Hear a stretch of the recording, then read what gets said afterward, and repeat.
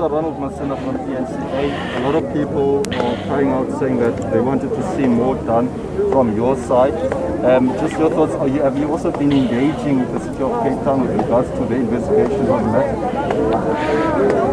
Well, several things have been done even before one came here. I've started talking with them in February. I had a meeting. There was a premier in that meeting.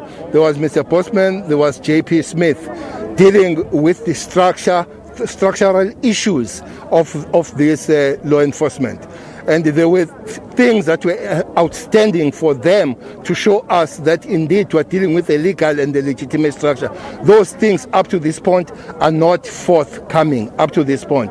So we have started another process that in next 14 days we will be engaging them. But each time these things happen, I pick up the phone, I phone the premier, and I phone especially the MEC, Advocate Fritz. I have done that after I've seen what has happened with Bulelani. Unfortunately, they haven't come back to me what they found out of the matter.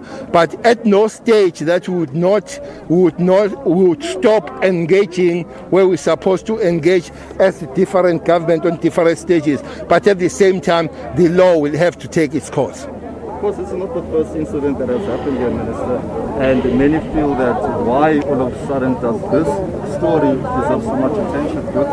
Well, I have answered that. Where have you seen a naked man taken and thrown out of the world? Where have you seen that?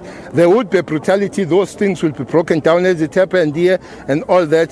COCTA will engage. And here we feel there is criminality. That's why the police are part of it. And besides that, we were called by the victim himself, but we were called by the community. There is some criminality here.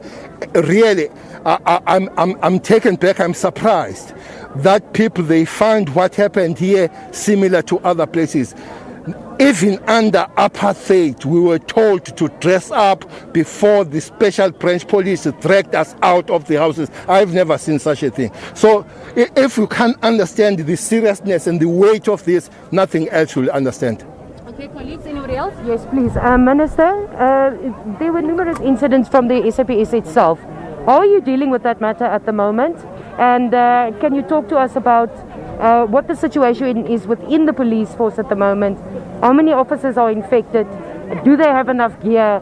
Just talk us through that situation. Minister, look at Ronald, please. Who do I look at? Ronald. I wish I would look at you, but it's fine.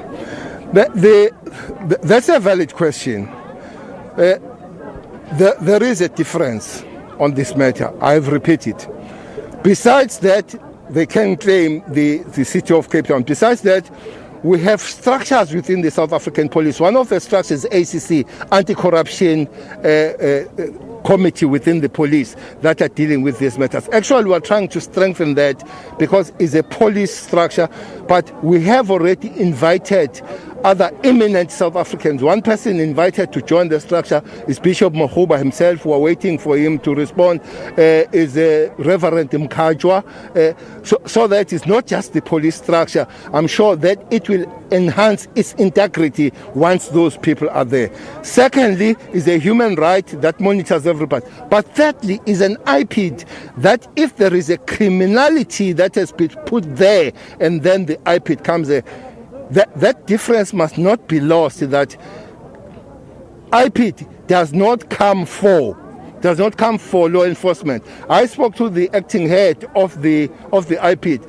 If he has been invited on this one, he said not once has been invited to deal with the cases of the law enforcement. So they're almost a law to themselves. They have no oversight whatsoever. The police, even here in Cape Town, I think we have about 4 or 5 hot that will be Langa, Khayelitsha, Samora. Those special dealing with the matters of ill-treating the victims, women that are victims that have been abused and raped. The Provincial Commission has taken all those cases, are looked by us, with exception of the overview, the Mountain View one, where it looks like there is a collaboration between criminals and our members there. That one is being internally investigated, but is also taken to the IPIT to look after it. So that is our argument, that at least we have a place to run the accountability of those things. So those things, and two of those police that will belong, I think, Khayelitsha, already they are under investigation. There is a disciplinary measures already that are taken on them. Talk to us about the numbers within the police that tested positive, and do you have enough protective equipment for your officers? Well, I will believe that we have I will believe that we have enough PPEs at the present moment, but PPEs is a continuous battle that now and again you need to have them. I haven't heard that there is a place where we are running short. The South African police, I think there are 4,000 now, over 4,000, but the number of Western Cape still worry us, because in that 4,000, we are 1,700 in Western Cape. Out of 28 deaths in the members of the South African police, 16 comes from this province. So we are quite worried about this province. And indeed, it's beginning to move to Gauteng, because the whole society, we are part of the society. So what society suffers as the members of the South African police suffers. But when it comes to PPEs and when it comes to our members, one thing that we have requested, especially with the Department of Health, is that if they can regard our members as the frontline workers, don't keep them too long, their results and all that, so that if they are fine, they're negative, they go back to work. But if results take too long, yet you are positive, which means you are spreading it before you know. So those are the things that, and health, unfortunately, fortunately understand that police and law enforcement, in terms of the South African National Defence Force, Metro and everybody, we are part of the frontline workers. Last question from me, Minister. Just it's been 100 days today since we've been in lockdown. What have you learned? What would have you done differently, given since the start of the lockdown? So as a police service, what have you gained from or learned from the past 100 days? Well, our best gain would be that South Africans, they understand the kind of the situation we are facing. The situation is dire. The situation is dire. I was looking at the figures. 9,000 a day, that's hell. 130 the people that have died a day, and we are told that we're taking off. We're not there. We're not flying yet. We're taking off. So this question for me will have been best answered if South Africans would say, here we are, we're standing up, please count us. That's not what is happening.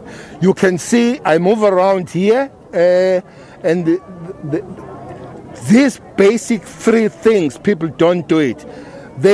Most of them, they have these masks, but these masks, they sit here. They don't sit here. Secondly, social distancing is absolutely non-existent, is zero. And then the sanitizers, which I would agree that it costs money and all that. The question of face masks, yes, it's money, but people do have them. They don't use them when they have them. So it's a call that please do those things, social distancing. Well, one thing I don't want to talk about, because I sound like a scratch record, the alcohol. I'm glad that people from the health fraternity are raising it sharply to say, since alcohol came back on the 1st of June, the structures, the facilities, health facilities are saturated. Your theaters, your trauma centers and everybody, people that are not supposed to be in hospital, they are in hospital. People that could have avoided going to hospital by not drinking, getting drunk, injure one another, they crash the cars, they shoot one another, they become bloody and all that. So this question of alcohol is health that is talking about going forward. But also somebody raised a very important case to say we have always had the GBV under Lock 5 and 4, but this matter comes with 3. Which might be, is not proven, which might be that alcohol might play in the place. But with a young girl, I think Muskun from school, a 17-year-old, that's an alcohol. She was taken from the party and murdered, thrown on the street naked. And I believe if there was no alcohol, no partying, nothing, that young woman will be still, that young kid will be still alive now. So it is a combination of all things, including the GBV, which is a serious issue at the present moment, that all we must put our hands together and try to find the answer on it. Okay, Minister, there's just one more question over there. Minister, my name is Otto from the newspaper. Just to take it back, Minister, on the Bulelani issue. As you have heard that he's complaining that his life is in danger now, but there were 3 other men who came in yesterday looking for him. As the Minister, can you assure the community and the other people of his safety?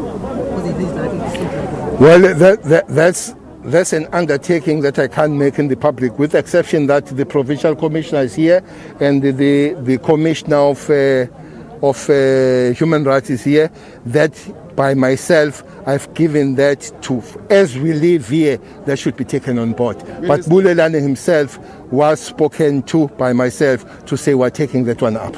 Minister Bulelani Qolani from the Sunday Times. Wait, sorry, there was just a queue. Okay, Minister, Sisonke from the Cape Orders. I'm still around. We've been seeing just an increase in gang violence, especially in the Cape Lands. Recently, there were 7 people killed in Philly. So, what are the efforts done by the police? Yes, it's coming up in a big way. The meeting has been again taken place talking about that, and we are following those things. Because the most important things will be how to deal with those things as preventions rather than reacting. We are working on those plans. Fortunately, with the massacre you're talking about of 5 people, we have identified people that we are chasing. We hope to catch those people soon. But we need to work mostly on the preventive measures, which means all our operations must be crime intelligence driven, and then they must inform all other structures like your police. We still have the SANDF, by the way, here, that will be working together going forward. Okay, Sunday Times? Yes. Minister, you touched on the issue of the death Constable Thando Siqu and mentioned all the hurdles that police are facing. So where to from now? Well, the issue is Officer Siqu is continuing, and is one set. The wife phones all of us all the time. It's got a bad element, this thing, because this is a member of the South African Police Service that was killed by the so-called law enforcement, and we followed the steps of investigation. We took the case very seriously. It's investigated by Hawks. I spoke to the head of the Hawks. They believe that they have a case. They believe that they have enough evidence to take the case forward. I'm not going to tell what it's going to do after this. But the prosecuting authority here said, you go and get the statement from the man or the person that stays or lives on the street. When the police went to see that person, they found out those people has been, including this one, has been expelled by the same group of people called law enforcement. So we're trying to get that person. But in that case, we believe whether the case is solid, soon it will have to follow. If not, we know the steps to follow. But that's one case that must be resolved, and resolved quick. Okay, thank you, Minister. Anybody else? That's about it. Thank you, Minister, for your time. Thank you, colleagues. This is Zulu. Just for Minister's visiting today. Size kule ndawo esethembeni esisuse umsindo, noma sibona ezweni ukuthi abantu bayathola imvume kuhulumeni noma ezinkantolo ukuthi kube khona abantu ababakhipha endlini. Esikutholayo la into ezimbili, abantu bakhishwa phansi kwesimo se-COVID esingafanele ukuthi bayakhishwa, but noma sebelitholileke ilungelo sibonela abantu bekhishwa ngengulube, sihlala sibabona abantu bekhishwa ezweni lonke, kodwa siyaqala ukubona indoda endala yenziwa nje ikhishwa ifana nengulube. Size la ke ngoba sithumela ithimba lamaphoyisa ukuthi lizosiphenyela, ngoba akuyona nje indaba yokukhishwa endlini, ikhona ubucriminal, ukhona ubelelesi obekule ndaba.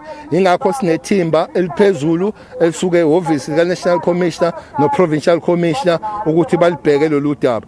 Okunye ke sesikuthola ukuthi khona ukusabiseka okukhona kubulelani, leyo ke siyinika u-Provincial Commissioner ukuthi asibhekele yona, no-Commissioner uNisini, umfundisi Nisini we-Human Rights ukuthi basibhekele yona, ukuze kungabisaba khona ukuqhubekela phambili kokuphatheka kabi ngokuthi baluza impilo zabo. Sesitholile ukuthi bayesabisa, kodwa simemeza wonke nje umuntu ukuthi ake kuhlonishwaneni, ake kuphathiswane njengabantu. Sikhule nathi siboshwa, kodwa into yokuqala amaphoyisa ayekutshela yona ukuthi gqoka sambe. Leyo kukhipha abantu benkulu anginandaba ukuthi ubani uthini, uthi uphume ngamabomu. Amaphoyisa akakwazi ukuvumela ukuthi kube nomuntu ophelelwa isiqu nesithunzi sobuntu njengale ndlela abeseba asitshela ukuthi abantu abakwazi ukugcina umsebenzi.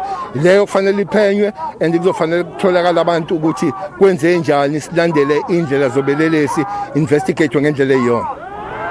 Thank you. Thank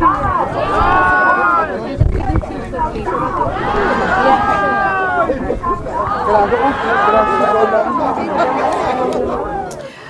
There, the Minister of Police, Bheki Cele, finishing up a conversation with the community of Khayelitsha together with Bulelani Qolani, that man whose images were splattered all over social media when evictors came through to evict people in an informal settlement, and he was filmed undressed, being harassed by police. The story will be ongoing on the show as the SABC News continues to cover that story, but the minister saying there that the investigation process is underway and he will continue to follow those legal processes in terms of finding out and getting to the root of what actually happened.